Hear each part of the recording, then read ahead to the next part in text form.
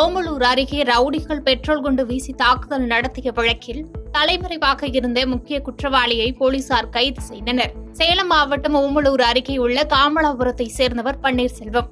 இவருக்கும் இவரின் நண்பரான பொட்டியபுரம் கிராமம் அண்ணாநகர் காலனியை சேர்ந்த விஸ்வநாதன் ஆகிய இருவருக்கும் இடையே கடந்த 5 ஆண்டுகளுக்கு முன்பு மோதல் ஏற்பட்டு ஒருவரை ஒருவர் தாக்கிக் கொண்டனர்.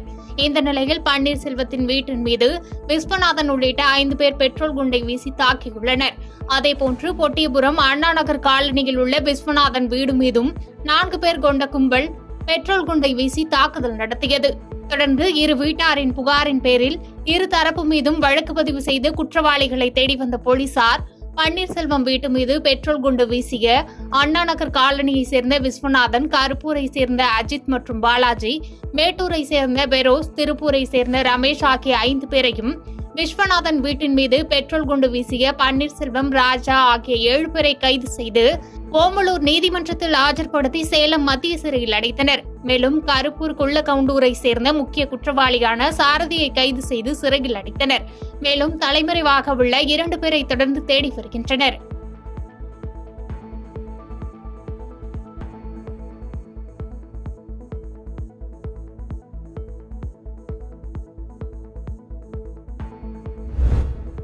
கலைஞர் நூற்றாண்டு விழாவில் கலந்து கொண்ட பொதுமக்களை வெளியே செல்லவிடாமல் அமைச்சர் கணேசன் கேட்டை இழுத்து மூட சொன்னது பரபரப்பை ஏற்படுத்தியது. கடலூர் மாவட்டம் விருத்தாசலத்தில் உள்ள தனியார் பள்ளி வளாகத்தில் கலைஞர் நூற்றாண்டு விழா மற்றும் எழுத்தாளர் அரங்கம் நிகழ்ச்சி நடைபெற்றது.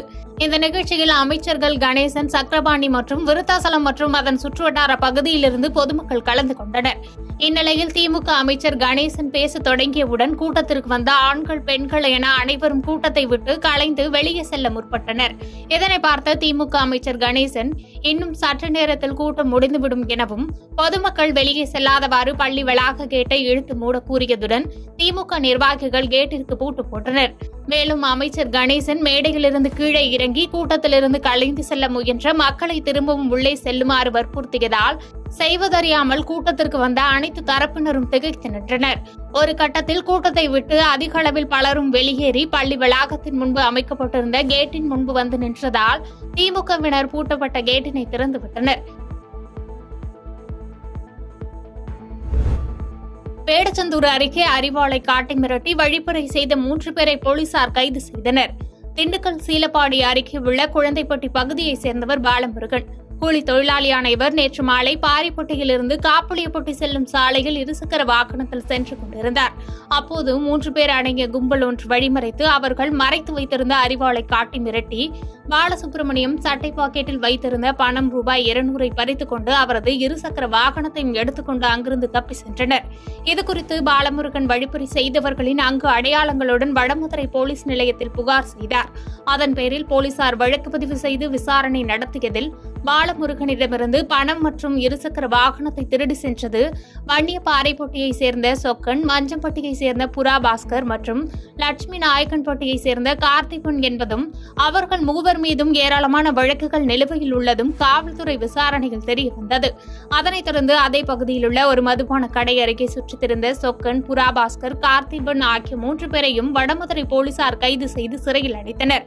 மேலும் அவர்களிடமிருந்து இருசக்கர வாகனம், பணம் மற்றும் அறிவாள் ஆகியவை பறிமுதல் செய்யப்பட்டது.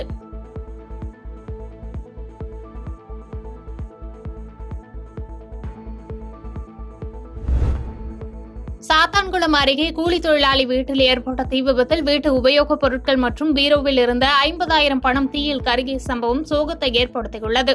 தூத்துக்குடி மாவட்டம் சாத்தான்குளம் அருகே உள்ள புத்தத்தருவை பெருமாள் நகர் பகுதியை சேர்ந்தவர் தர்மராஜ். இவர் அந்த பகுதியில் கூலி வேலை செய்து வருகிறார். இந்த நிலையில் நேற்று மாலை அருகில் உள்ள கோயிலுக்கு குடும்பத்துடன் சாமி தரிசனம் செய்ய சென்றுள்ளார். அப்போது வீட்டில் திடீரென்று அதிக சத்தத்துடன் தீ பிடித்துள்ளது. தீ மளமளவென்று பரவி வீட்டில் உள்ள டிவி, பிரிட்ஜ் உள்ளிட்ட உபயோகப் பொருட்கள் மற்றும் பீரோவில் வைத்திருந்த 50,000 ரூபாய் தீயில் எரிந்து சேதமானது. தகவல் அறிந்து வந்த சாத்தான்குளம் தீயணைப்பு வீரர்கள் 1 மணி நேரம் போராடி தீயை கட்டுக்குள் கொண்டு வந்தனர். இந்த நிலையில் தீ விபத்து குறித்து தட்டார்மடம் போலீசார் வழக்கு பதிவு செய்து விசாரணை நடத்தி வருகின்றனர். பாஜக பிரமுகர் திருச்சி சூர்யா மீது பெரம்பலூர் மாவட்ட நாம் தமிழர் கட்சியினர் மாவட்ட காவல் கண்காணிப்பாளர் அலுவலகத்தில் புகார் அளித்தனர். நாம் தமிழர் கட்சியின் தலைமை ஒருங்கிணைப்பாளர் சீமான் மற்றும் மாநில கொள்கை பரப்பு செயலாளர் சாட்டை துரைமுருகன் ஆகிய இருவரையும் பாஜக பிரமுகரான திருச்சி சூர்யா கடந்த மே 28ஆம் தேதி தனியார் யூடியூப் சேனலில் அவதூறாக பேசியதாகவும் சூர்யா மீது உரிய நடவடிக்கை எடுக்க வலியுறுத்தி பெரம்பலூர் மாவட்ட நாம் தமிழர் கட்சியின் சார்பில் பெரம்பலூர் மேற்கு மாவட்ட செயலாளர் பாலகுரு தலைமையில் அக்கட்சியின் நிர்வாகிகள் பெரம்பலூர் மாவட்ட காவல் கண்காணிப்பாளர் அலுவலகத்தில் புகார் அளித்தனர். சிவா அவரோட பையன் சூர்யா சிவா இப்போ வந்து பிஜேபியில் இருக்கிறாப்ல. அவர் அண்ணாமலையோட கைக்கூலி. நீ அண்ணாமலைக்கு ட்ரவுஸ் துவைச்சு போடுறா போட்டுக்க. சீமானை பற்றியும் சாட்டை துரைமுருகன் பற்றியும் முக கேவலமாகவும் அருவருக்கத்தகைய செயல்லையும் நீங்கள் வந்து காணொலி பேசியிருக்கிறீங்க ஒரு யூடியூப் சேனல்லையுமே. இதை கண்டித்து நாங்கள் மனு கொடுக்குறோம். இன்னைக்கு பெரம்பலூர் மாவட்ட கண்காணிப்பாளர் மனு கொடுக்குறோம். தமிழ்நாடு முழுக்க சூர்யா சிவோட வரலாறு என்னன்னு நாட்டுக்கே தெரியும். குறிப்பாக திருச்சி எல்லாத்தையும் தெரியும்.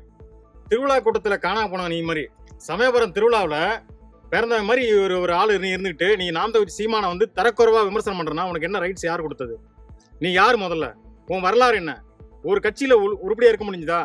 உங்கள் அப்பா வந்து சசிகலா புஷ்பாவுக்கும் உங்கள் அப்பாவுக்கு என்ன லிங்க் நாங்கள் பேசணுமா எங்கேயாவது போய்? இது வரைக்கும் எந்த மாதிரியாவது சீமான் பேசியிருக்காரா? இல்லை கட்சியில் யாரை பேசியிருக்கமா? இப்போ உனக்கு என்ன வேலை? நீ அண்ணாமலைக்கு சொம்பு தூக்குற, பிஜேபி வளர்த்து நினைக்கிற, வளர்த்துட்டு போ. தனிநபர் தாக்குதல் ஏன் பண்ற? பாதகம் செய்பவரை கண்டால் நாம் பயங்கொள்ளலாகாது பாப்பா. மோதி மிதித்து விடு பாப்பா, அவர் முகத்தில் உமிழ்ந்து விடு பாப்பா. அண்மை செய்திகளை உடனுக்குடன் தெரிந்து கொள்ள இணைந்திருங்கள் இயம்நாடு தொலைக்காட்சியுடன்.